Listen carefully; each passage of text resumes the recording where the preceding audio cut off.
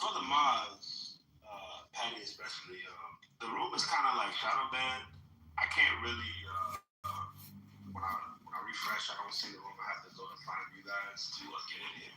I still got you blocked. You're on stage. Is that what it is?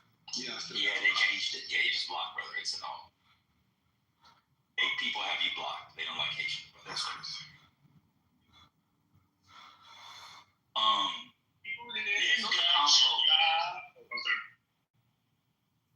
It's a combo. Shador Sanders should be named the starter for the team next year. They don't need to bring anybody in except the backup. And he should be given the opportunity to take reps with the first team. To who's the wide receiver? It's not Jerry. Who's the wide receiver? Kevin. Not Jerry Judy. It was from Denver. Who's the wide receiver? Judy's from Denver. Judy's from Denver. No, Judy's from Judy right now. Jerry, it is Jerry Judy. Yeah. He should have the. I'm sorry, I mean the names escape me. He should have the opportunity to grow with the first team. Y'all know he was not taking first team reps all season in practice, which is insane. He should build that up. You're throwing a fucking ball boy. You're re-signing Njoku because they need a tight end. They need to get a running back, and they need to They drafted Sammy. They might be offensive coordinator. The tight end they drafted. That's right. They can't let it go. You're exactly right. They can't let it go. In fact, my people on my team want to sign Njoku, but I can't get into that. That's great. But look, they get a running game back. Now, if they had Chubb and Chubb didn't get injured on that team with that defense, they might have had something. Well, they decided to go with Dylan Gabriel and fucking Joe Flacco. The running back is good. Jackson, he's good. He just needs to be healthy. He's good though. Oh yeah, they drafted him last year too. They got hurt, right? Yes, he got hurt. I don't know, man. Shador Sanders is mature. It's not a rap video. Like I know this feels very like anti-black, but he kind of it's a little too much. If it was possible, I think an ideal scenario would be if Bill Rivers was willing to, be a mentor to him for a year. I think that would be great for Sanders. Wait, imagine behind Philip Rivers. No. I think you'd be asking Phil Rivers to basically take a backup role if he'd be willing to do it. Maybe they just need a better coach. I don't like the coach, so that's just me. The real question is, what the hell's going to happen with Deshaun Watson this year? He's going to be on there. I think they got to keep him. Yeah, they can't take the hit, so they can't trade him. No, he's on nobody for that. I'm not sure. He can't play no more. If he could play, maybe, but he can't play. So he's just going to sit there. He'll do a young quarterback they start. Man, that Tony deep tissue massage room. Let me tell you which oils to use. What a fall. Super Bowl. Imagine what he was doing on the Texans with this Texans team. Although maybe if he was still there, they wouldn't have this team. I don't know, man.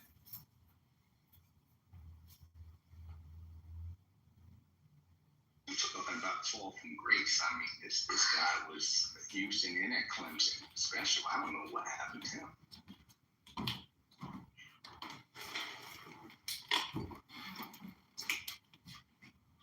On the AFC side, everyone thinks it's full go because they have a good record. Yeah, they had a schedule. I think people thought they were a year away. So I mean, they win the South. They'll get the 2 seed, I believe.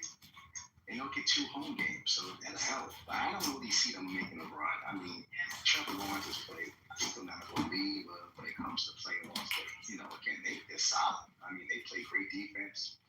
They can run the ball with ATM. I mean, they're a complete team too. I just think they're a year away. It's a great hire. I think we see what's happening to that coach. I think even though he's goofy looking, and actually think Liam Cohn is a great offensive mind. And so you're excited to be a Jacksonville fan. Out of your point, Trevor Lawrence.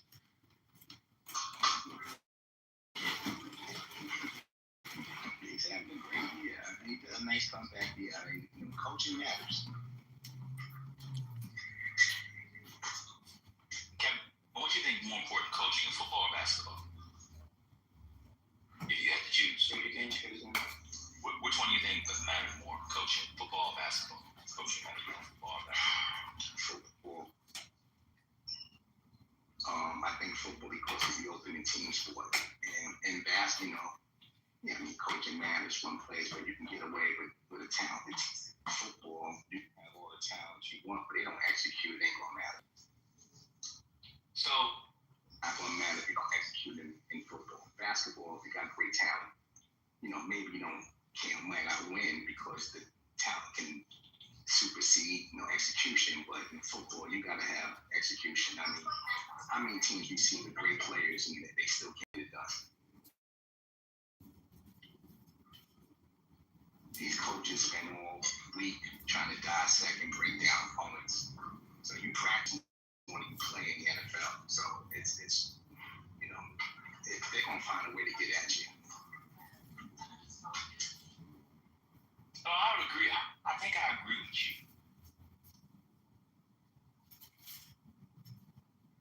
The NBA. Do you think Josh Allen? Let me ask you a question. Do you think Josh Allen or Lamar Jackson are coached? Do you think that's coaching? I don't think much of Lamar. Mahomes, yes. I think Mahomes is why he's great talent. But I think Lamar is just uber talented. They just got God given. I think Josh Allen, from the extent too, is talented as well. But I think he gets a little bit more than Lamar. I don't think Lamar gets much at all, which is crazy. You talk about him and you got Henry in the backfield. Y'all can't figure it out. It's crazy. Do you think I agree with y'all. I think so. But sometimes I think of like football winners and I just think the great players. I think football can be at times an individual sport more than we think. Individuals can take over. You think Christian McCaffrey? You think that was talent? I mean, not talent. You think that was coaching? Like, yeah, that's all I give him. That's all I give Yeah, him. Those are the rare cases, right? Like, he's the rare case. That sort of individual is on a rare case. I don't think that's what typically happens. Go. Are you talking about? Let me ask you real quick. Are you talking about coaching in terms of overall game strategy or personnel development, or both? Good question. I think in the context of the game. So the thing about basketball is if you have a great player, they can play on.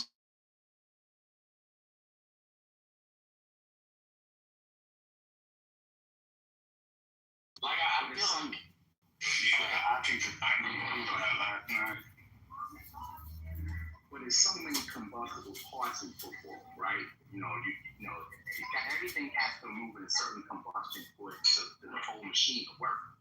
So that's why in basketball, it's not as many parts. Again, pass rush, defense, special teams. It's so many pieces that it just makes it. If you're strategic, talent can be overworked by quality coaching and effort. But in basketball, you're just, if you win it, you're 7-6 regardless. You're short regardless. No, I agree with you. I think, like, if you think back to the Falcons Patriots Super Bowl, I don't think anything short of Tom Brady that happens. There's no other scenario I can think of where if it isn't Tom Brady involved, that comeback happens. See, I would disagree with that though. That was a well coached.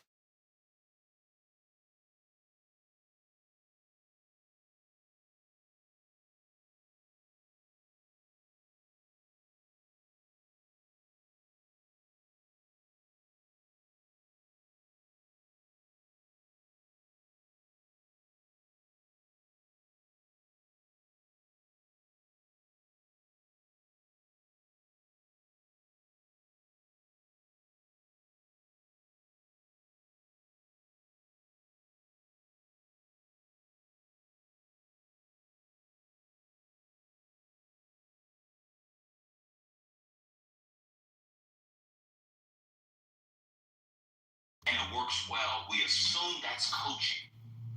But sometimes I think offensive lines, 43 are offensive lines, I think there are just certain offensive lines that are anchored by certain types of players who, from their own individual talent basketball style, raise the level. Let me give you an example.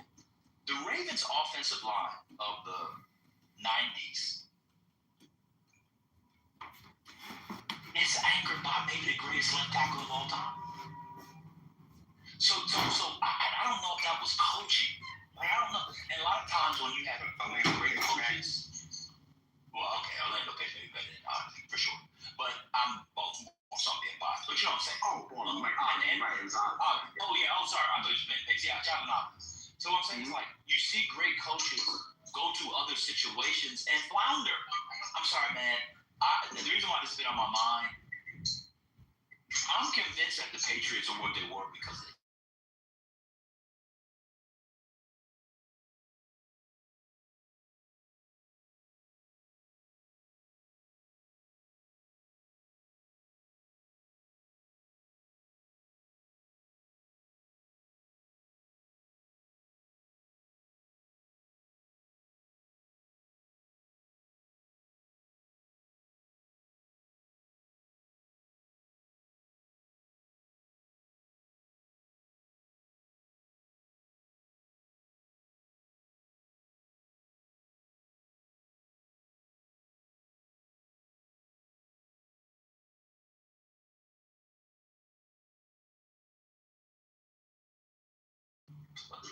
I was gonna say, am I coming through? Want a robot? Yeah, what do you think? All right, thank you. I was gonna say, if you acknowledge that there's more moving parts, and those moving parts offer more complexity. The best way I would like to analogize it for me is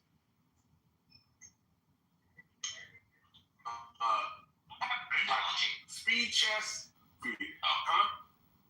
You break it up. Say it again. Oh, sorry, I'm driving. I would say the best way I would analogize it is speed chess versus untimed chess, right? And if you play both styles, you'll see like one of them is more going to be based on like pattern recognition and your preparation overall, and one is going to be more cerebral.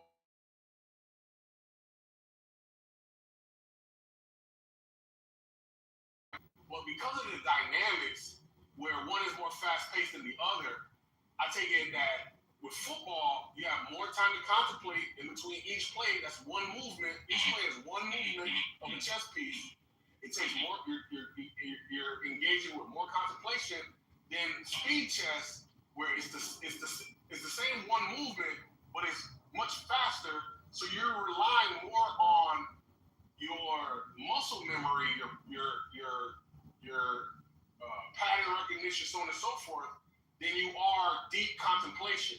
And I'm gonna liken deep contemplation to more coaching, the pattern recognition to more preparation.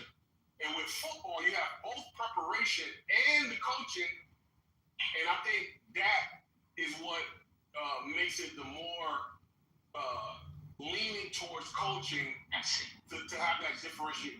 I see. I see what you do.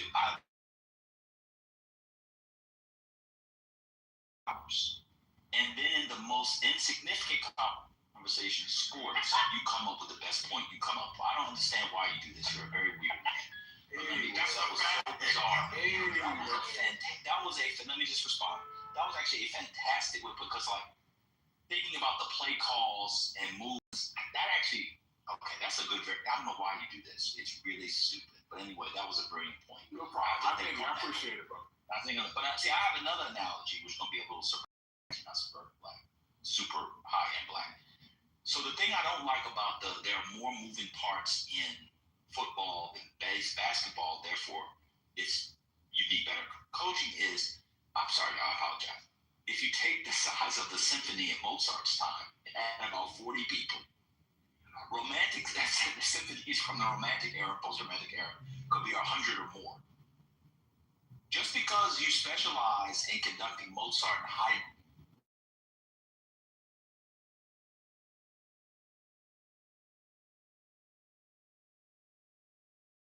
doesn't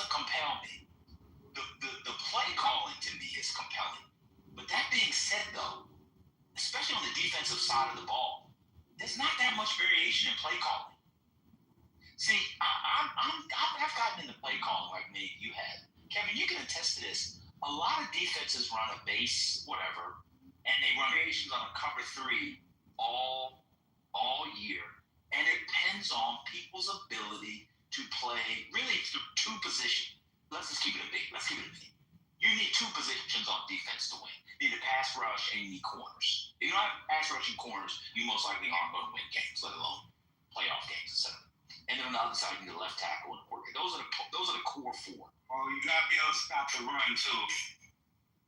Okay, I give you a little bit of that too. Pause. I'll give you that too.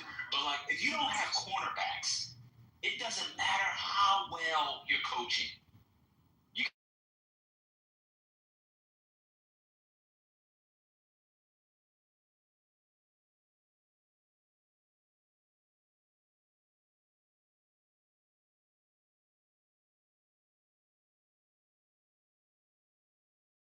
Basketball coaches might not be calling plays from possession to possession, but they're in-game adjustments. Like, for example, offensive coordinators in football can script their first 15 plays. Really can't do that in basketball. There's no really equivalent to that. You have adjustments in a particular way, especially with, I don't know, man. This is a real debate. The obvious answer is football, but I'm gonna be the contrarian concrete say basketball. All right, well, so here's a way to frame it. If you removed coaching completely from basketball and football, would you have more variation in outcomes in basketball or football? Wait, say that again?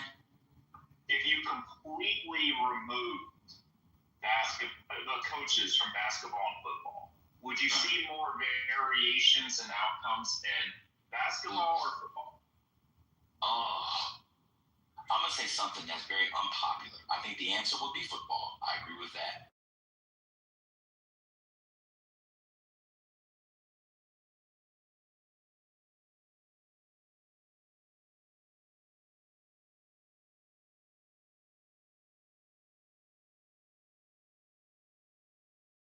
And on average, I think it's really much more inherent in the NFL. I mean, honestly, I don't get the Chiefs should have lost the Super Bowl to the Eagles and both against the 49ers. I mean, honestly, but like, Reed just outcoached them in the second half. No, they didn't. Emmanuel Sanders dropped a wide open pass.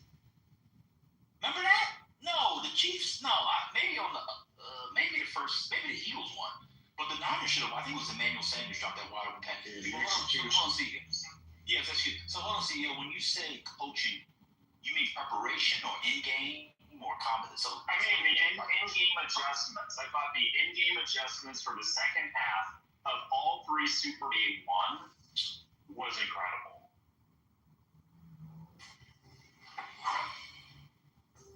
I have to think about it. I think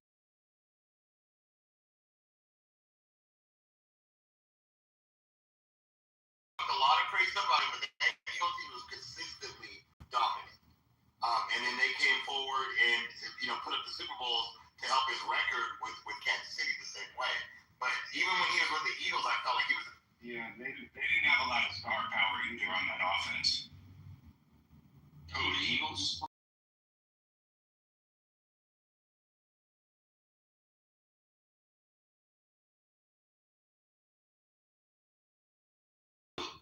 But he's now a top 10 player, and that's because he had hands laid on. Pause. Y'all think Tony Parker and Manu Ginobili, just talent-wise, can outball people? No. But Greg Popovich laid hands. Pause. Who do you? And also in football, the other things in football too. I'm sorry to say this, but Purdy notwithstanding, Purdy is to me the most interesting player in football. But outside of Purdy, we all agree that if you don't have the quarterback, maybe Jalen too. If you don't have a quarterback at a certain level, you can't win. And we all know, for example, that the Bengals got to the Super Bowl because of Joe Burrow's talents, not because of Zach Taylor's coaching. Yeah, but the Bucs won the Super Bowl with the fucking postman. And the Ravens. The Ravens too. Yeah, they did. Yeah, that's because the Ravens had Hall of Famers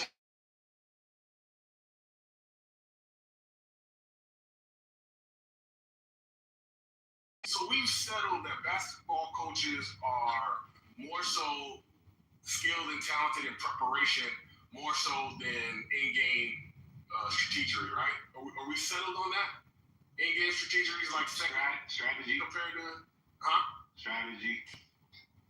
Yeah, I don't know. Are we settled on that? Not everybody. I don't know. I mean, I guess the part I don't know, which I'd love to hear about, is so when you're in a 7-game series in the NBA and a team comes back down from 2-0, this and that, is that the players realizing what they need to do, or is that really the coaches driving it? I don't know. That's preparation and adjustment, but that's after the game.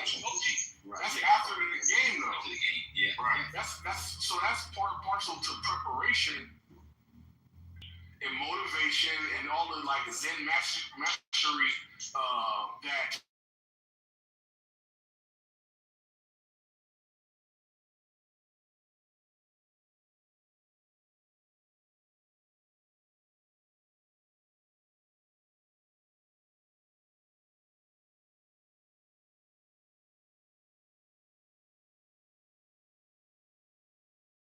That one game in football, every single game elimination. Okay, so this is where CEO and I fundamentally disagree. Y'all gonna hate this. I don't really. I think winning the Super Bowl is the least impressive of the major sports things by far. You're definitely pulling the concrete right now. I'm gonna tell you why. I'm gonna tell you why. You will never convince me from now until they burn me up in whatever crematorium I'm gonna be burnt up in, that the Giants that beat the Patriots were a better team that year. I'll never be. I can be ashes to ashes, dust to dust. He no longer smells like funky ass must. You'll never convince me that the 18-0 Patriots were not as good a team as the Giants who lost one game. I don't find one game. The one game thing to tell me something. Winning the World Series to me, no, I watch baseball, is far more impressive to me than winning the Super Bowl.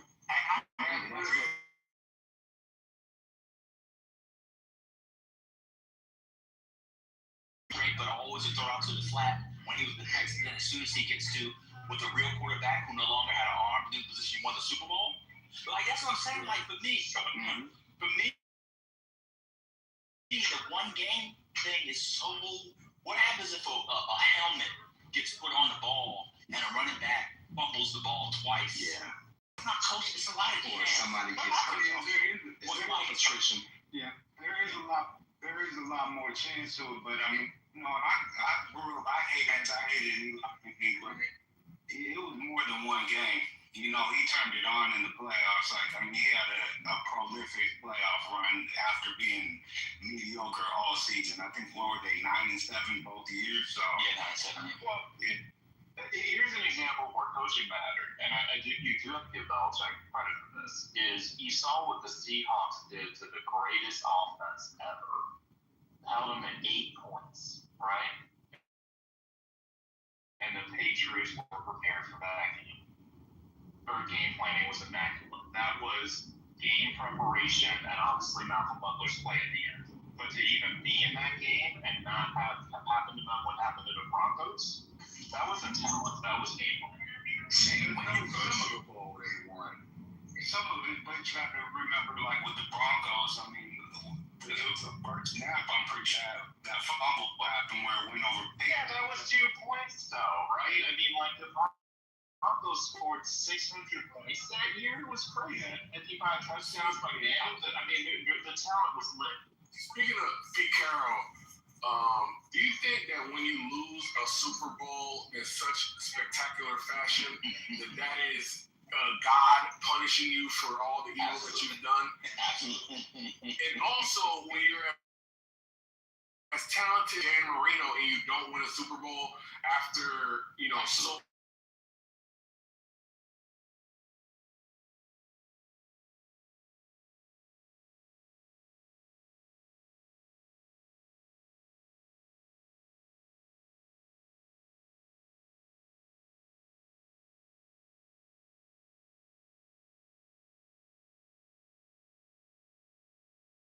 The end of that game, an incredible catch got him down to like the 3-yard line.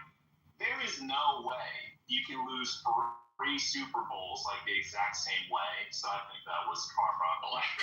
That's not fair to the Seahawks because they didn't throw it. The other two. Yeah, but I'm saying, but there's no way that can happen to the same team 3 times, right? You like the Tyree, Manning, and then whatchamacallit with the Seahawks. Yeah, that would have just been crazy for them to lose 3 Super Bowls like that. I want you to break down the Seahawks coaching point. So you were saying the Seahawks because they lost to the Broncos and then they lost to break down what you were saying again. I'm saying that the Patriots offense was very prepared for that game because like the Broncos offense had way more talent than the Patriots offense did. So that was preparation that got them a better opportunity.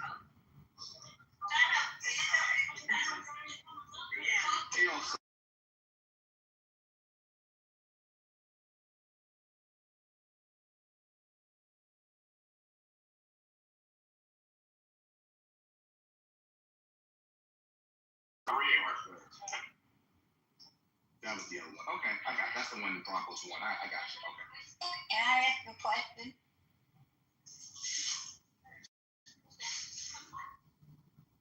Yes, please do. Please do. Is Dan Quinn a good coach?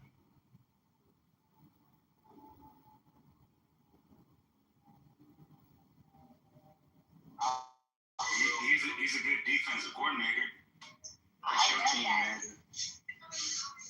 I know that. So I'm trying to figure out, did he leave the Cowboys because he was done? He had a better opportunity. He didn't get a whole lot of money when I don't quite remember, but it didn't seem like he got a massive amount of money to go. And do you think the Commanders should stay the Commanders? I hate that name. I can see not the rest.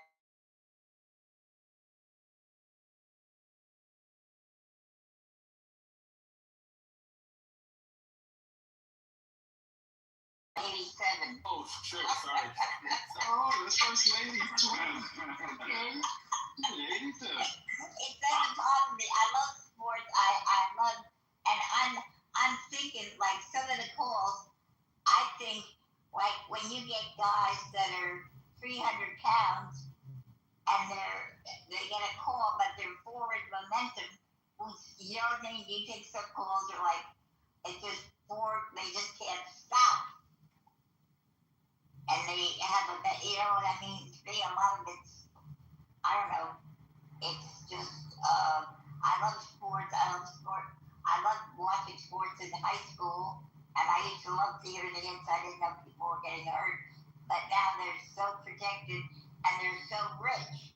The amount of money, Dak Prescott's got a 40,000 square foot house.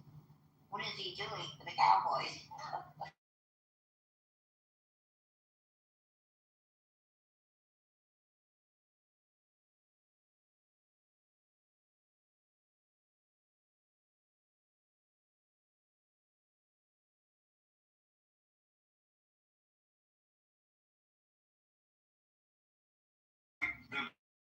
They have a bottom 3 defense. Like they've given up 30 points a game. Jerry Joe Thomas. If you don't watch the game yesterday with Buffalo and Philly, or even watch the Seahawks and Rams game and compare a single game that Dallas had this year that's even close, where either you have a quarterback on the opposite side that can't complete a pass the whole second half and you still win, or you have a quarterback on the other side that throws 4 interceptions and you still win. Like that's not possible in Dallas right now. I know. See, so we're not going to the Super Bowl again. And Dak has a 40,000 square foot house and making a lot of money. But how do you feel?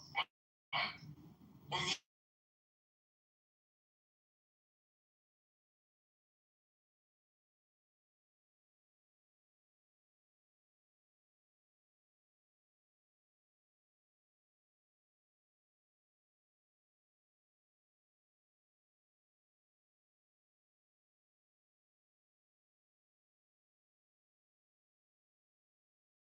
adapt now? Would you be like, I just wonder when you don't, because I'm very competitive, and when you're doing that and you don't win, like, it's funny. I think it's out of front off. I think it's out of front off. I think the competitor in him cares, but I mean, obviously that's why he keeps doing what he's doing. He's still improving. He's bouncing back from injury, and elevating his game. So obviously there's a portion of him that cares and wants to win, but I think also at the same time that's why he fought to get the highest paid contract in all of football, based on the amount of scrutiny that you face when you are at the top of the quarterback or the Cowboys organization. I mean, you look at the fact that like he's been a top 10 quarterback, over the last like 10 years, and still gets shit on like.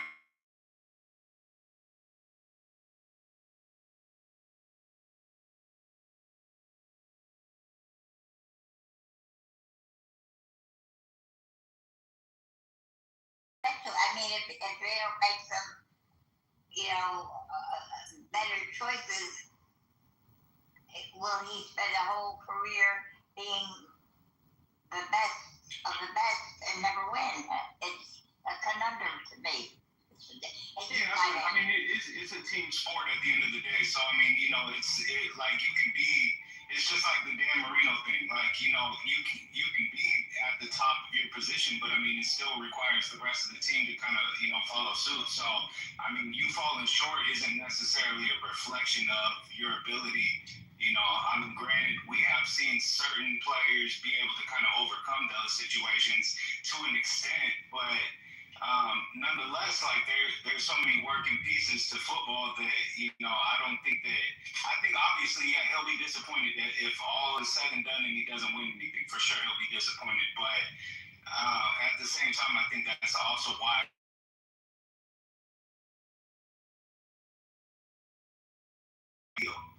And maybe that's to his detriment, based off of like what we've seen with Tom Brady, where he took less money, to I guess in a sense give it back to the team, and people can knock him for that, but at the end of the day, I wouldn't blame him. And I'm a Cowboys fan, so I can't. We were a Cowboys fan when the franchise first started, and we lived in New Jersey and Pennsylvania. But I think I'll say this: basketball is a more interactive sport because you have to have more interaction constantly at a faster pace than in football. Because in football you have time to rest, you have time to, what I mean? Basketball is like soccer, you're going 90 miles an hour for the whole time.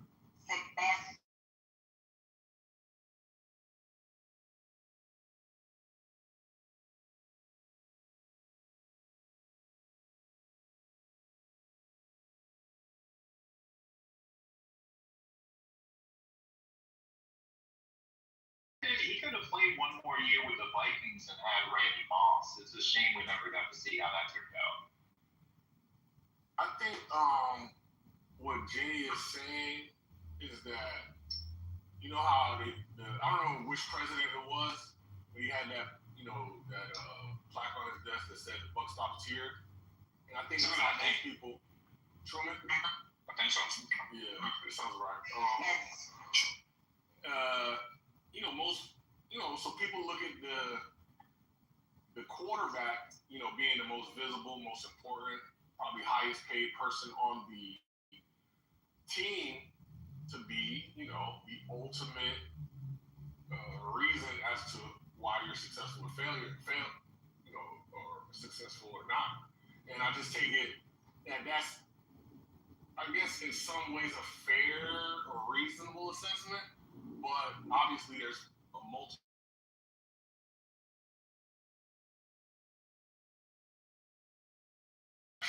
It as other components. She's saying, yeah, but what about this guy? And I get it. Like, all that other stuff is good, but what about this guy? It it's true. I mean, there is some validity to it, but I mean, like for instance, you look at Eli Manning, and I will give it to him like he played amazing throughout those playoff runs, but without that pass rush that they had, without that defense that they had, it would have all been for nothing. Whereas a defense potentially can, but which we've seen with certain teams, I think you have a higher team. But it's different. The Panthers Super Bowl was super high scoring. It was down 28-3 against the Falcons. So you can't just say it was because of the defense. Like you won very different ways. For sure, but you look at a 28 act. I mean, you can't come back without a defense that steps up. So I mean, and most defenses won't have you down 28-3 at halftime. No doubt. I mean, obviously error falls on the defense, but I mean, it goes without saying you cannot complete that comeback if the defense doesn't turn it around. I mean, even looking at like. But when you talk about defenses, though, normally we're talking about defenses that like hold a team to a certain amount of points, right? Like what the Ravens defense did, like the Buccaneers defense did. So you can.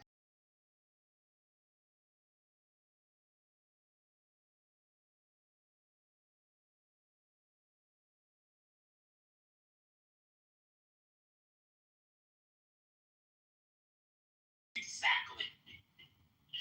One example doesn't break the whole thing. It does.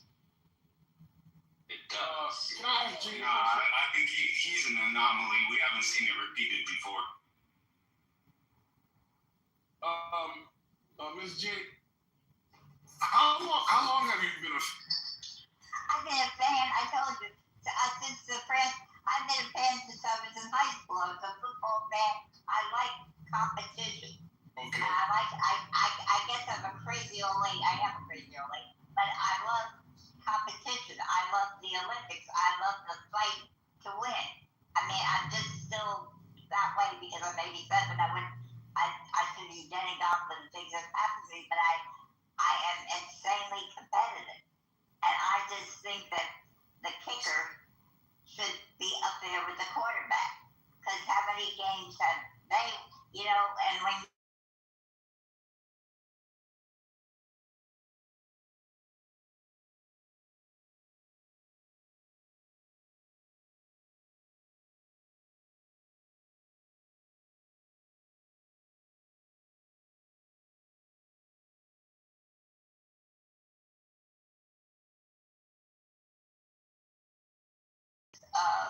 and incidentally, my grandson goes out with Dan Quinn's niece. So that's why I was wondering. I hope he keeps his job. Is the Cowboys your team? The Cowboys are my team. Yeah, they've been my team. Like I said, when I lived in Pennsylvania, when Tom Landry, when the franchise started, and it's a different game.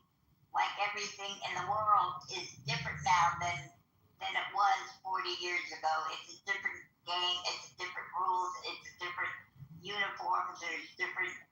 They didn't have Joe DiMaggio didn't make any money. I went to Yankee Stadium all the time, and Mickey Mantle. They played for the love of the game, and it's just a game, and it's your passion and it's your desire.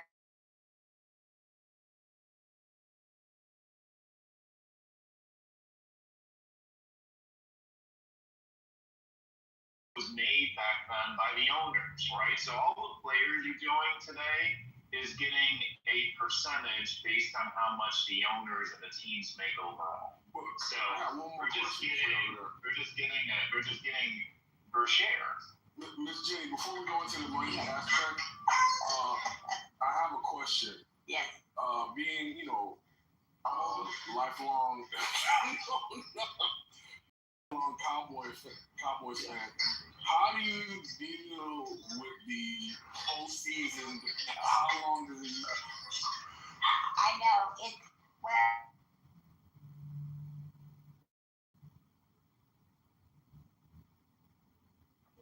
You fell out. Oh, did I fall out? No, Miss Jenny, you there? Can't hear you. I would say from my standpoint, I'm numb to it, but I haven't been a fan as long as she has.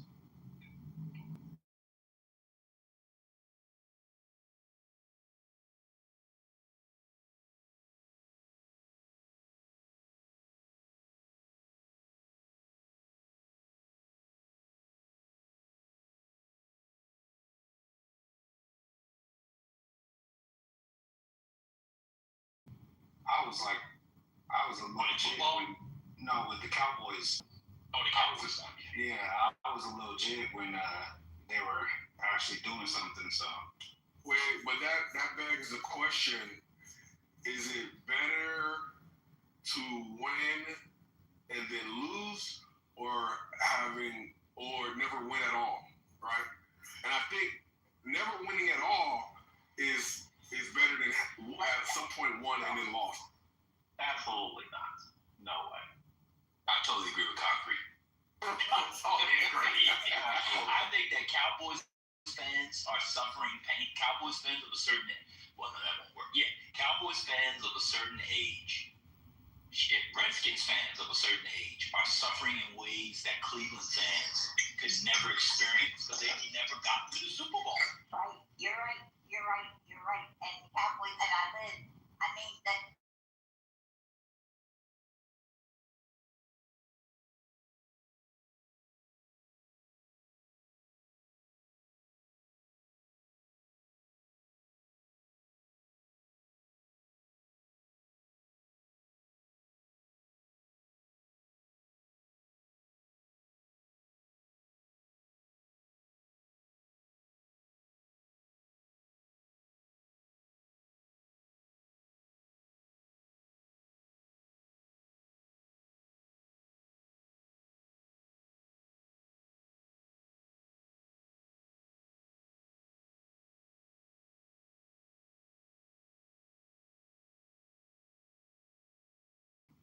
I don't know. It was just kind of.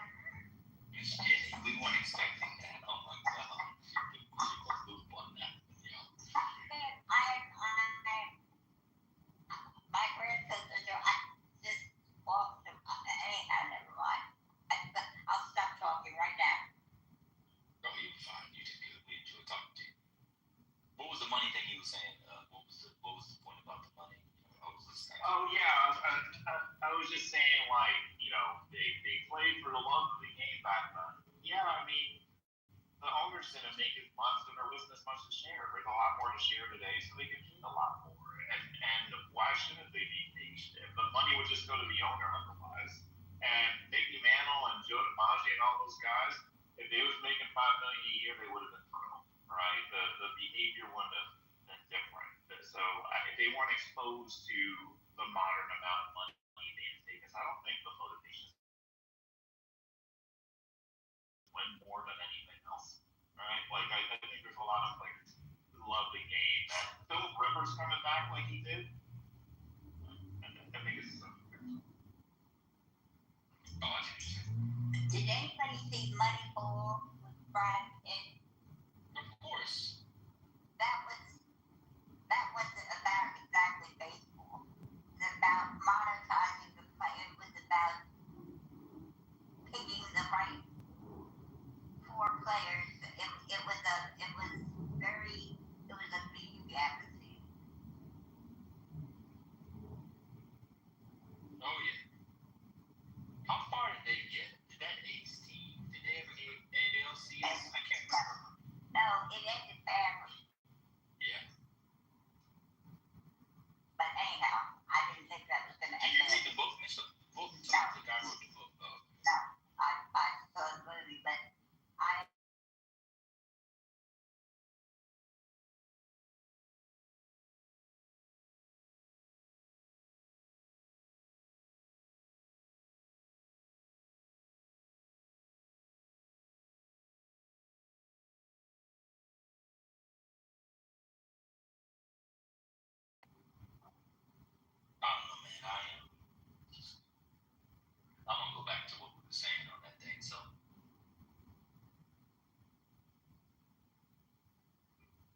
out to Miss Jenny. Shout out to Miss Jenny. My kids want me to be quiet and sit and knit. Nick, what? A sweater? I can't knit. I've worked in traffic. You think I'm going to change now? Yeah, you tell them to go knit. Well, they don't want to see me on the front page of the paper here doing something I should be doing.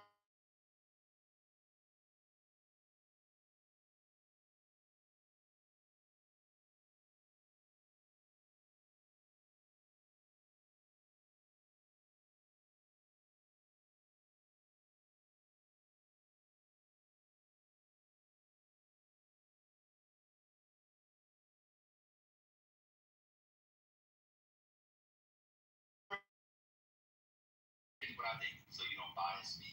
I'm gonna tell you, I give 10 out of 10. No, it's a home run. It's a home run hire. It's Winningham is a phenomenal coach. And I think he got pushed out because they did that equity deal. You know what they do with people at a certain age? When big money start coming in, they got that $500 million. Exactly. No, it's a home run hire. It's the perfect person to stabilize that thing because they got to plug the toilet on that path. They got that Harbaugh and Sharon thing. They got to start fresh. He's perfect. He's a home run hire. Totally home run hire. It was amazing. It was a great hire. When he retired a couple weeks ago, I said, "Oh my God, they're gonna hire this person." People was talking about it on Reddit and other sports boards. They worked it out. Michigan football, man, they want to be. What's the? I forgot his name. The '80s thing. Black guy thing.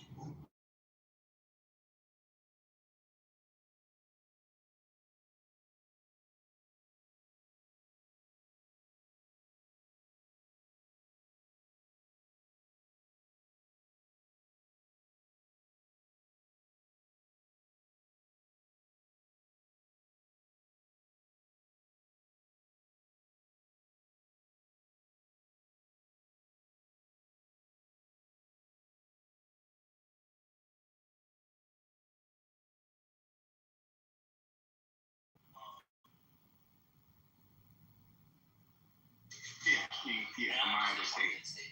Frank. Yeah, he was good. Mm-hmm. But I'm a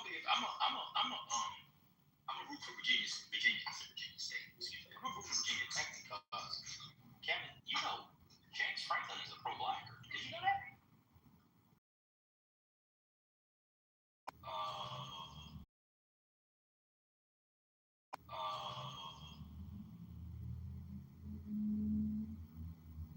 Probably Barry Sanders. I'm trying to think. Barry Sanders, Brown, maybe Jim Brown. Yeah. I try to gauge it on ones I saw physically. We would say Jim Brown if we just picked off, but I didn't see Jim Brown play live. So, for me, Earl Campbell, Dickerson. You put Peyton in the argument? Oh, without question. Sweetness, yeah, without question. Yeah, Gary's up there. I always have this debate with my homie. He's a Bears fan, so I take his opinion with a grain of salt. He's extremely biased, but because I've always told him my favorite is Mary, just based off of what I see. But I didn't watch Walter Payton. That was before my time. Neither did he. So Personally, for me, it's Dickerson.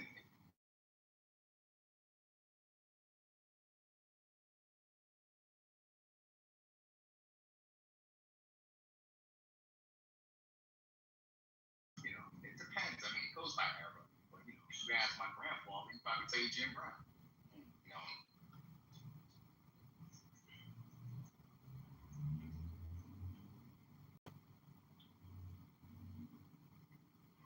I'm sure buy Barry is on Amazon, but he walked away when he was inches from, just walked away. That's got to be some kind of breed. Lying to you. He just had enough.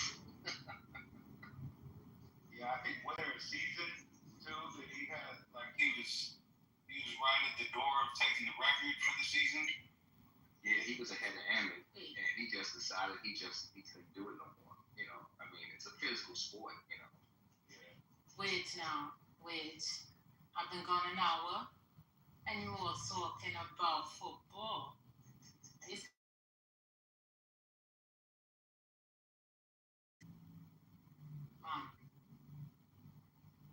you guys are supposed to laugh. What's going on? Hello? You gotta chuckle or something. What's going on?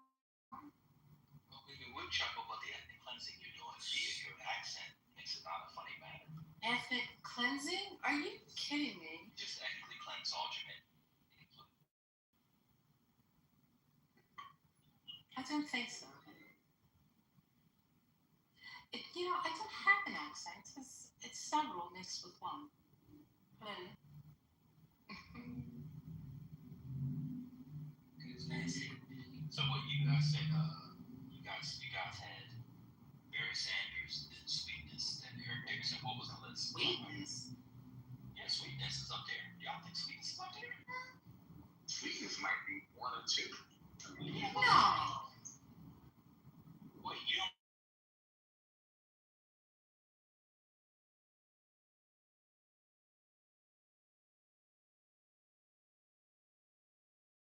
That's who I'm thinking. You got Barry, you got Sweetness. I'm not gonna hold y'all because I think sometimes when we see a thing so regularly, we either overdo it or underdo it. Yeah, but I think we underestimate AP's greatness too. Oh yeah, that's a fact. That's a fact. That's a fact. In my opinion, the only high school player that could have went from college to the pros in the last 30 years. Absolutely. I mean, didn't he have like a three? He had almost like a 300-yard game in his rookie season, didn't he? Oh, I don't remember, but probably. But people only remember AP when in his prime years when he was with the Vikings, but the Redskins got him. Hold on, let me tell you some of these years Redskins when he went to he was old. This was I believe after the scandal. He went to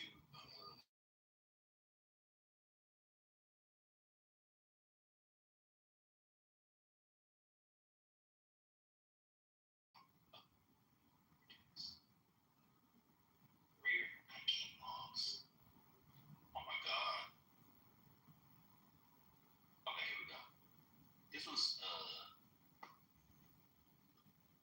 he had a 1,000-yard and a 900-yard season with the Redskins.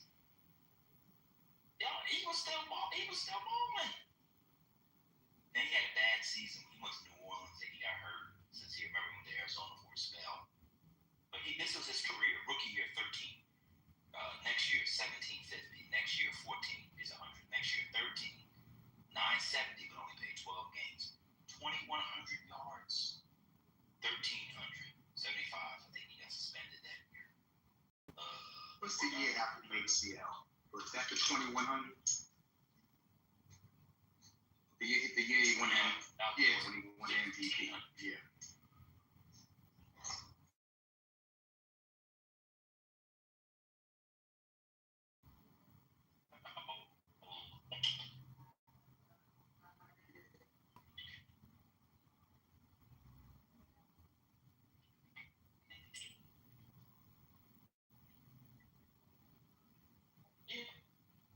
Yeah, maybe greatest. Yeah, like him is the You can talk football, but you don't want to talk Travis. no bias with me. I mean, I'm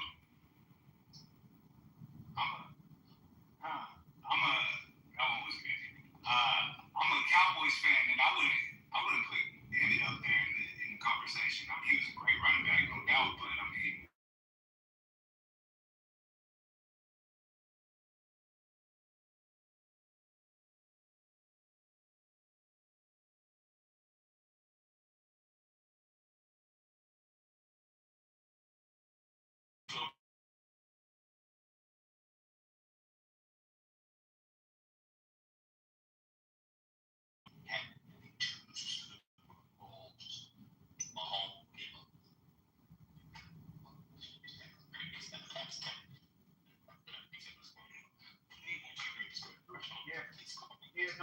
I'm the same way. Aside from like a few things that we see, like I mean, as far as like indicators early on, I think it was like I was saying with AP. I mean, it was I just looked it up. It was week 8 of his rookie season. He had 296 yards. Like that's unheard of. Any rookie putting up those type of right? Or like year two, he had finish one year two. Yeah, like I mean, that is like I didn't know. But as far as like overall, overall value, I don't think that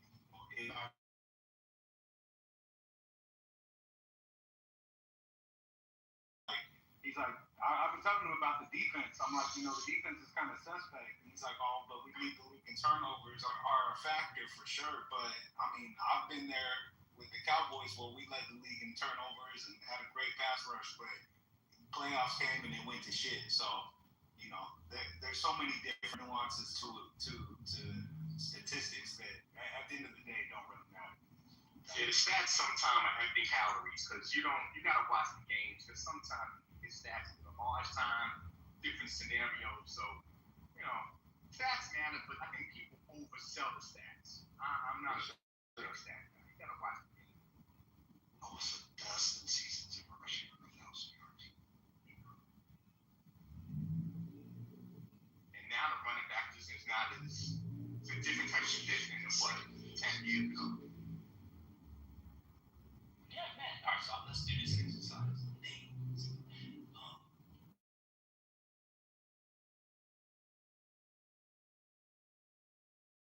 Better. I'm sorry, say reports when I name Marlboros. Okay, say Marlboros when you hear, say any cigarette. What do you want when you hear a running back? And Emmitt Smith is better than maybe you should do it like that. Walter Payton. What? Oh my God, I'm done.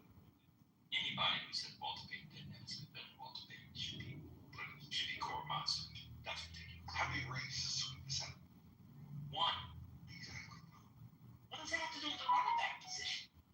I mean, Walter Payton did have, and I mean, of course, I'm going back. I guess I'm speaking against myself, but Walter Payton did have the record before Emmitt, with a fraction of the years played. Wait a minute. Anthony Munoz doesn't have a ring. You tell me he's not one of the greatest left tackles of all time? And Payton was in the time where he was and Payton was the whole.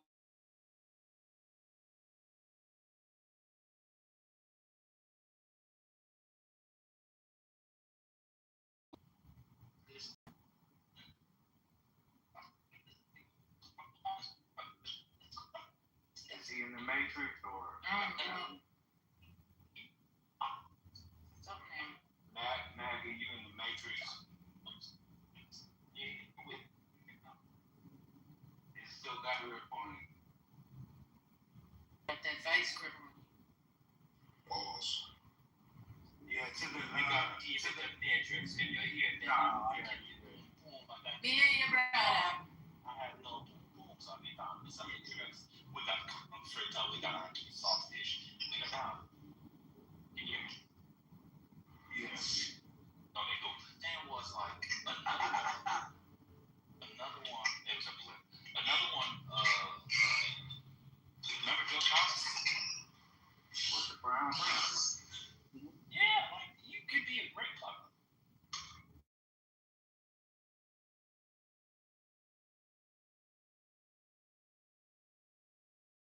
But was very good. Chris Samuels. First, Chris Samuels from Real Housewives of Potomac. Chris Samuels was really good. Like I don't know. So He freezes, right? It's just like having a ring don't say anything either. I mean, you would never put Trent Dilfer or Brad Johnson in the conversation of all-time greats as quarterbacks. You wouldn't put them above Dan Marino, and they both got rings. No, 100%. So let me keep going. Walter Payton, no. Barry Sanders, no. Earl Campbell. No, what's the Barry Sanders? What do you mean, no, Barry Sanders? No. He's saying that we're underestimating Emmitt Smith. So I'm saying I'm going to name running backs and then stop me when I say one that Emmitt Smith is better than. Okay. Go ahead. Walter Payton, no. Barry Sanders, no. Campbell, no. Jim Brown, no. Eric Dickerson, no. Adrian Peterson, no. No. I did. Keep going. No. Stop. No, you don't. They Trump. Somebody Trump. She Trump. That was all right. Now I'm gonna get controversial to make it fun. Marshall Falk.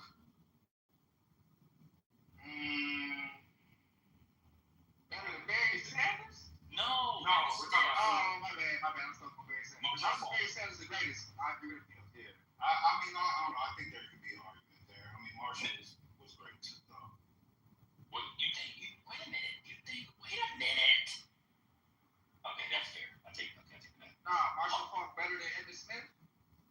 He is. It's fun. I mean, you gotta bring longevity into the conversation at that point too, though. I mean, He is. Let me keep going because I want to do the fun ones. Y'all not gonna like this one.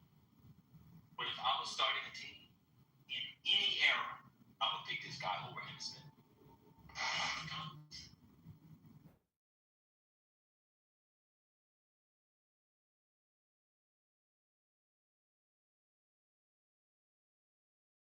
it's just the tough part. The tough part for me is when it comes to running backs that I think the only person that was really ever able to really bounce back from a serious injury was AP. A lot of like great running backs throughout my time have faced injury and then just never. I got more. I totally agree with you. I got more. That's another one